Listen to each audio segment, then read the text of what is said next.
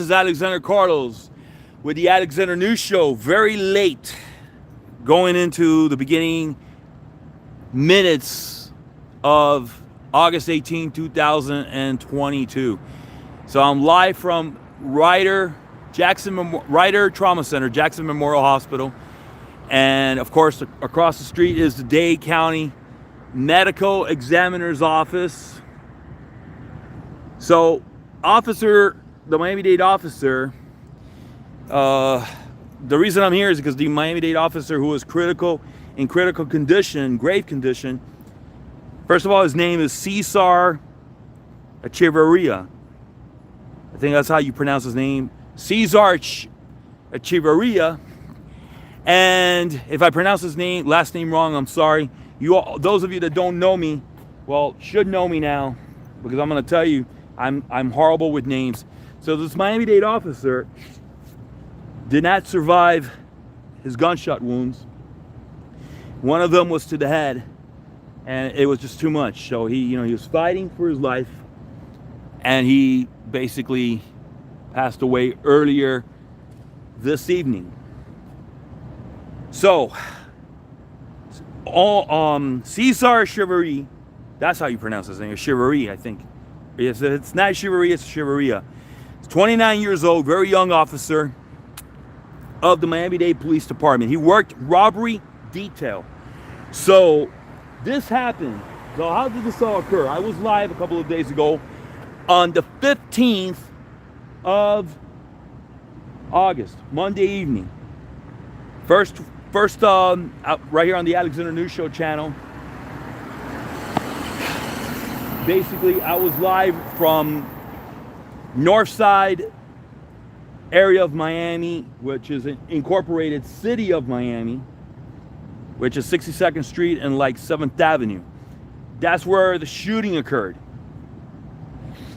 This Cesar Echeverria, or Echeverria, basically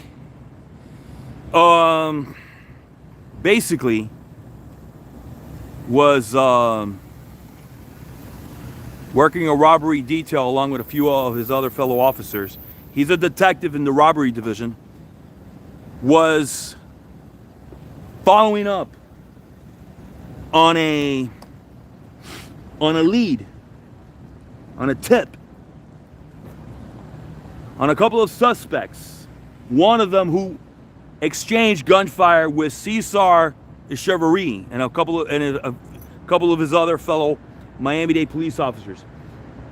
These suspects were linked to a robbery at a store in Dania Beach, Florida. It looks like the same day, but earlier, if not the day before, a couple of days before. And they, of course, they were following up, these Miami-Dade officers, including Cesar Echeverria, basically was following up on a lead from the, a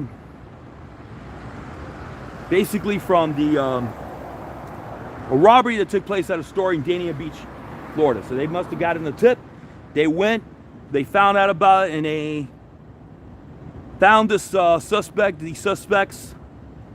And then when the Cesar Echeverria was looking to apprehend and pursue the suspects that were linked to this robbery, that's where the police chase began and gave way. And that's where it turned out to be a car accident.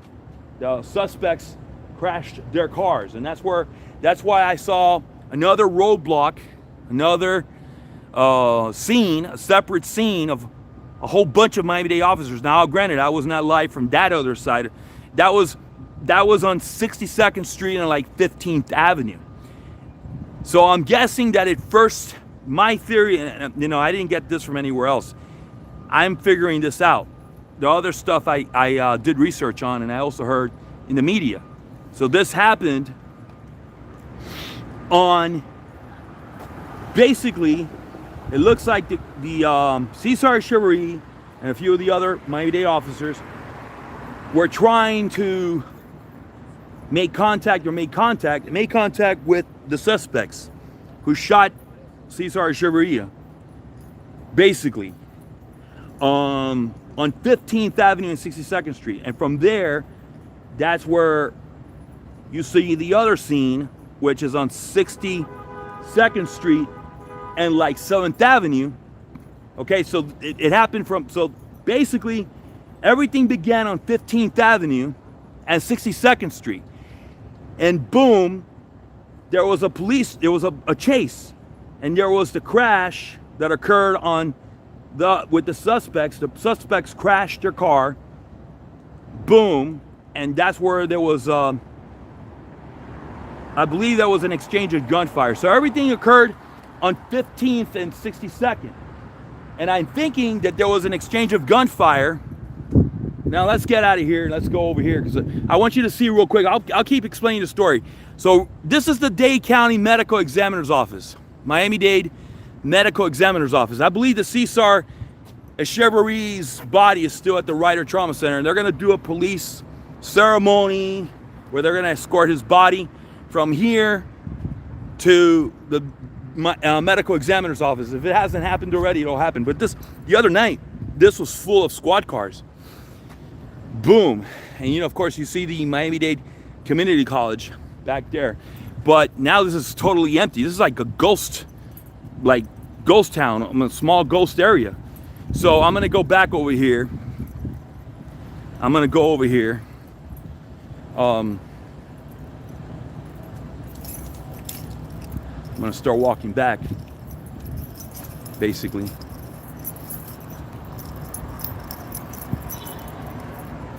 So basically, what I'm trying to explain is Cesar Echeverria must have started chasing the car from like 15th Avenue and 62nd Street all the way to 7th Avenue and 62nd Street. And that's where the gunfire was being exchanged when the suspects crashed their car, okay?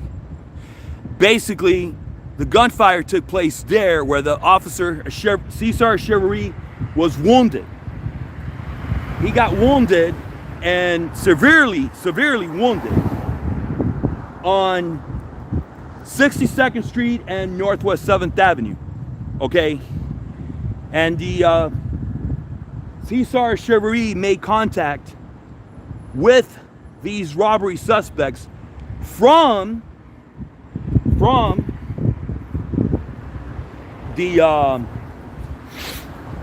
for that robbery that was taking place over there that took place in Dania Beach. I'm gonna walk over here. Basically, so he made contact on 15th Avenue and around 15th Avenue and 62nd Street. That's where it all started, and it ended. So right there, it's where it started. Boom, and there was a police pursuit on 62nd Street and 7th Avenue. That's where you saw that road was closed from 60th to 64th Street. Basically, that's where all the action was going. I was live there the other night, and I do believe that's where Officer Echeverria was shot, wounded severely. And now, of course, earlier tonight, he succumbed to his wounds. And that's why you saw two separate crime scenes, okay, that night. Now, I could be wrong. Maybe it started on 7th Avenue and 62nd Street, and it ended on 15th Avenue and 62nd Street. But I don't believe that the second one that I'm just telling you now, I don't believe that's how it occurred. It happened on 15th. That's where you saw, you didn't see that side. I saw it. It happened on 15th and 62nd, and boom, and then moved on to a second scene, the bigger scene. That's where that's where the shooting occurred, and one of the suspects had passed away, and that's where it ended. So so basically, in a nutshell, Officer Echeverria with the Miami-Dade officers made contact with the suspects that were linked to a robbery in Dania Beach that took place either earlier in the day or a couple of days before or the day before. and they made contact with the suspects, Cheverria and a couple of the officers, on around 15th Avenue, 62nd Street. The suspects fled in their car, so Cheverria followed in their car, the squad car, who works robbery detail. Boom. The suspects crashed their car. I don't know if they crashed to a pavement or if they crashed their car with another car. And then there was gunfire, and that's where Cheverria got shot and wounded, and then he died, of course, tonight. Then, fast forward like a day later, which is yesterday, in Miami Springs, Miami-Dade police got a tip. The detectives were trying to execute a search warrant at the extended stay hotel in Miami Springs, right across the street practically from Miami International Airport, north of Miami International Airport. Small community, city of Miami Springs. The detectives called Miami Springs police for backup.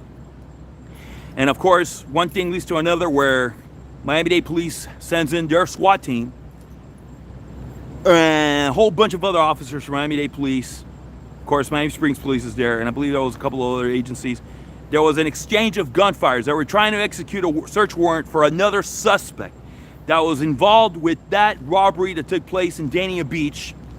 And I believe that it had everything to do, and of course from what reports in the media, local media, is that that search warrant and that shooting that took place and that police activity that took place at that hotel, Extended Stay America, in Miami Springs, had everything to do, was totally related to the shooting that happened on Monday evening at Officer Cesar Cheverria. So Miami-Dade police was trying to execute a search warrant and of course arrest another suspect that was linked to the robbery in Dania Beach and of course to the shooting.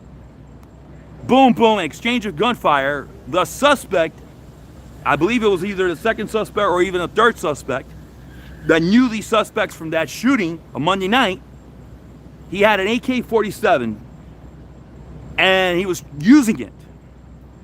And then, of course, they had to evacuate a lot of the hotel patrons were in different rooms. So basically, one of the bullets from the police hit the second story window of that hotel. The suspect, who was exchanging gunfire, remember that suspect is related and tied to the murder. Now this is a murder of this police officer, and of that robbery and that police involved shooting and that pursuit that occurred on Monday night in Liberty City. Remember, it started on 15th Street, 15th Avenue, or around there. I'm thinking it's around the avenue, and 62nd Street, and ended on 7th Avenue, 62nd Street. This is north side city of Miami, close to unincorporated Miami-Dade. This is like the little Haiti area, Edison area. The suspect is related to all that happened. He died.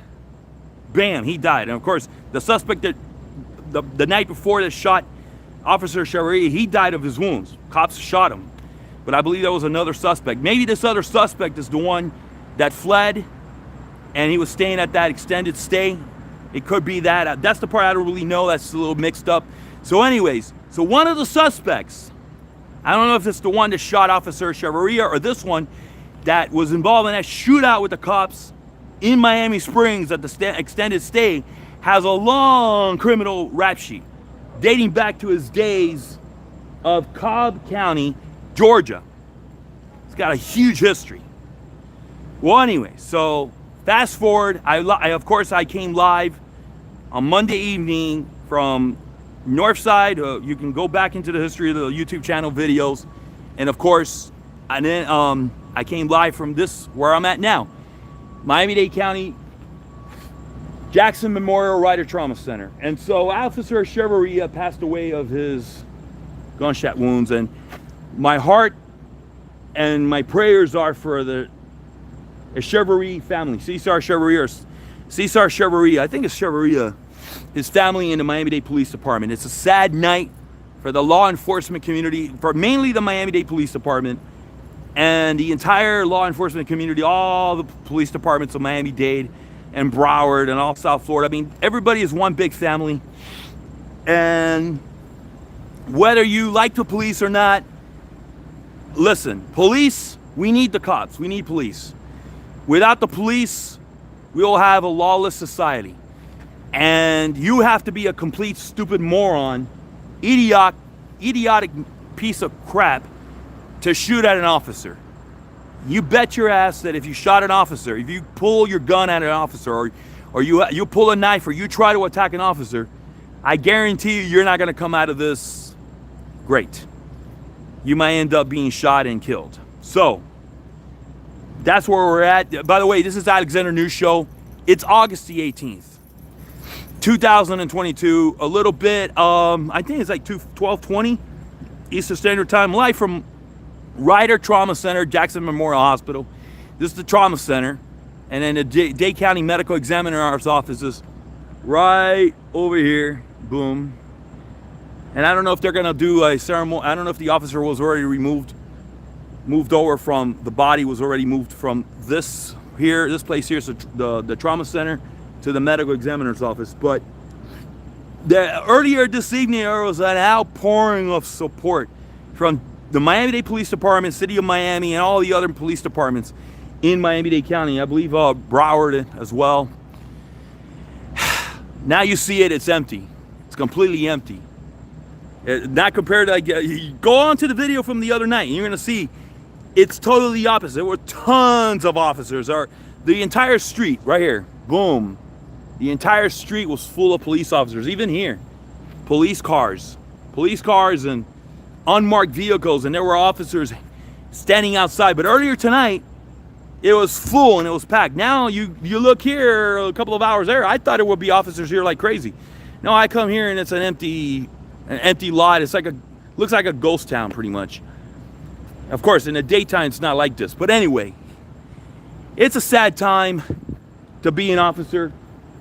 This officer was doing his job, trying to make Miami-Dade County a better area. And I already addressed the issues with Northside. I'm not gonna get into it. I don't, if you want to, you can go back and view the video that I did the other night, live from Northside, City of Miami. And I'm talking about the history of what the main thing, what's going on with Northside, with all the poverty and high crime, and I've done shows about that, and I've done videos. So you just got to go into the to the list of videos, and you'll see. Just go in there and you can listen to the shows that I've done on Northside and Miami-Dade County government. Poverty has a lot to do with this, guys. Now, granted, these suspects committed a robbery in Dania Beach. They were linked to a robbery, and they've done other robberies, but they ended up finishing hanging out in the north side. Literally, hanging out on the north side. More than likely committing a robbery. And that's why Officer Chevrolet and these other officers were trying to make contact with these suspects that committed that robbery in Dania Beach, because they're probably doing another robbery in Northside. Or maybe, if it wasn't because of that, well, it's actually the reports are that I already said on a tip, where Chevrolet got the tip and boom, was trying and located these suspects. I mean, word gets around in the law enforcement community when they're looking for a suspect. Police departments are always sharing information and intelligence, and believe it or not, it's all one big enterprise. It's one big family, one big system. It doesn't matter if you're a police officer in Atlanta, Georgia, and you're a police officer in Miami, Florida. Everybody's connected. Law enforcement in this Tri-County area, the entire state, and the entire United States, it's all one big family. So, but it's just funny how it ended up. Everything ended up occurring in the north side area. And again, if you want to know about the history, what I believe is going on and what should be done, just go into my list of the YouTube video channels. YouTube videos.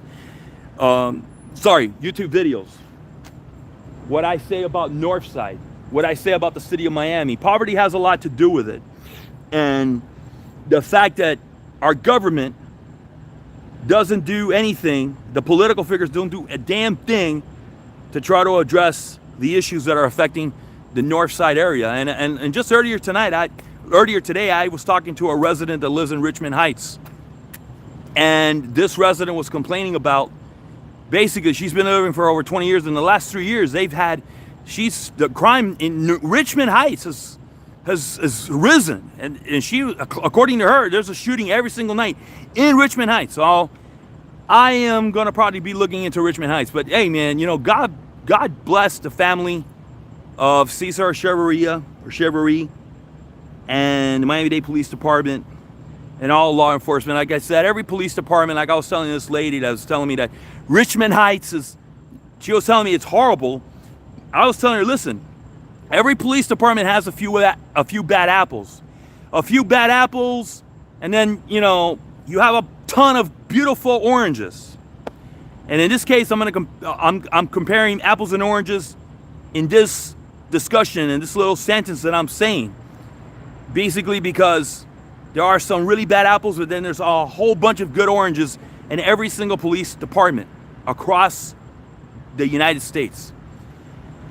But anyway, so yeah, just the whole thing of Northside and City of Miami, just go into my list of videos. I've done talk shows and I've done documentaries, and I'm working on a documentary for City of Miami. It's called Dysfunctional City of Miami. But anyways, this is Alexander News Show. I thank you for tuning in. I know it's so late, but I needed to come out here and do this video. And right now, look, it's a ghost town. There's nothing at all.